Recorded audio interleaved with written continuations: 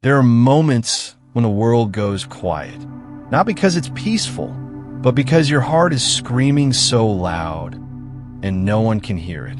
You stare at the ceiling at 2:17 a.m., wondering if everything's about to fall apart. You scroll through your phone, but nothing fills that emptiness. You pray, but it feels like your words are hitting a wall. And then, fear comes in. It doesn't knock. It storms in. It whispers lies. It shouts you're not enough. It tells you you're alone. But what if I told you that fear is not the enemy? Fear is the moment God gently asks, will you trust me now? Not when it's easy, not when everything is going your way, but when you're trembling, when your hands are shaking, when you have nothing left to hold on to. This is not a message about being perfect. This is not a sermon. This is just a story about what happens when faith walks in and fear bows down. So breathe. You're not here by accident. Let's walk through this together. Fear doesn't always come with thunder. Sometimes it shows up wearing silence, a quiet heaviness in your chest, a shadow that follows you into the grocery store, into your bedroom, into your prayers. Fear doesn't scream. It waits. It waits until your strength is low, until you're too tired to fight. And then it whispers, maybe this is it. Maybe you won't get through this one. It knows exactly when to visit. Not when the sun is shining, but when the lights go out inside you. Fear doesn't care about your titles, your job, your past victories. It only cares about the one thing you're still afraid to lose. And if you're honest, you felt it. That quiet terror, that hidden panic, the shaking you don't tell anyone about. But here's the truth no one talks about enough. Fear isn't just a feeling. It's a test, not of your strength, but of your trust. Because fear isn't always the enemy. Sometimes it's the invitation to fall to your knees and hand over what you were never meant to carry alone. You may ask, but where is God when I'm most afraid? That is where we'll go next. You prayed, you cried, you begged God to say something, anything, but all you got was silence. Not because he left, but because sometimes God speaks through silence. It's not punishment. It's not distance. It's often preparation. Think about it. Before every breakthrough comes a stretch of stillness. Before resurrection came 3 days of silence in the tomb. God's silence doesn't mean he stopped caring. It means he's working in ways you can't see. It means he's building something in you before he builds something for you. But the silence is painful, isn't it? It makes you doubt. It makes you want to walk away. You wonder, God, if you love me, why can't I feel you? The truth? Love isn't always loud. Sometimes it's a quiet presence that holds you in the dark without needing to explain anything. God's silence isn't absence. It's strategy. It's love wrapped in patience. So if you're in a season where heaven feels quiet, don't assume God is gone. Maybe he's just closer than ever, watching you trust, even when you hear nothing. So now the question is, what will you do when God is silent? That's where we go next. Faith isn't always a feeling. It's not fireworks. It's not goosebumps during worship songs.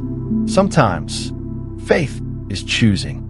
Choosing to believe when nothing makes sense. Choosing to keep walking when your legs are shaking. Choosing to stay when everything in you wants to run. This isn't blind faith. This is brave faith. The kind that says, God, I don't understand, but I'll still trust you. It's waking up to the same problems, the same heartbreak, the same silence, and saying, I still believe you're good. That kind of faith, it moves mountains, but not the mountains around you. The ones inside you, the ones made of doubt, of fear, of what ifs. And every time you choose faith, even when it's hard, something shifts in heaven. Because real faith isn't proved in comfort. It's revealed in the chaos. You may not feel strong. You may not feel holy. But if you're choosing faith anyway, that's the loudest yes your soul can ever whisper. But here's the truth. Even when you thought you were holding on to God, He was already holding on to you. Let's go there next. Do you remember the night you cried into your pillow, afraid to let anyone hear you? Do you remember when you sat in your car for hours, just staring at the steering wheel, because going home felt heavier than staying? Do you remember when you whispered, "God, are you even real?" and got no reply? You thought you were alone, but you weren't. Every tear you cried, He saw it. Every breath you struggled to take, He counted it. Every time your heart broke, His did too. Just because you couldn't see Him doesn't mean He wasn't there. Just because you couldn't feel Him doesn't mean He wasn't carrying you. Sometimes God doesn't show up the way we expect. Not in lightning, not in visions, but in the silence that somehow keeps you alive. In the stranger who smiled at you. In the moment you almost gave up but didn't. You didn't survive all those nights on your own. You didn't crawl out of darkness with your strength alone. He was with you, all along, and He's still with you now, closer than your next breath, more faithful than your doubts, more present than your fears. You were never alone. Not then, not now, not ever. Now it's time to stop fighting alone. It's time to let go and let God take over. That's where we're going next. Letting go doesn't mean you stop caring. It means you stop controlling what was never yours to carry. You weren't created to carry the weight of the world. That burden belongs to God. But we try, don't we? We try to hold it all together, to fix everything, to prove we're strong enough, until one day we break. And that's where grace begins. Because surrender isn't weakness. It's worship. Letting go is saying, "Oh, I'm tired, and I can't do this without you." It's placing your fears, your future, your broken pieces into the hands of someone who never drops what He holds. You don't have to understand it all. You just have to trust the one who does. Trust doesn't mean the storm stops. It means you stop sinking because He's holding you. It means that even when the night is long, you know the dawn is already written. It means that even if you fall apart, you're falling into arms that will never let you go. So breathe, surrender, let go, and let God carry what you no longer need to hold. And when you finally let go, you begin to hear something beautiful, something you've longed for all along. God's voice. That's where we'll go next. It doesn't always come as a loud voice. Sometimes, hearing God again feels like a breath you didn't know you were holding, finally released. It's that moment when the chaos quiets, when your soul stops running, when the ache inside you begins to soften. You don't hear words. You feel peace. You don't see visions. You feel stillness. And in that stillness, you know, He's here. He never left.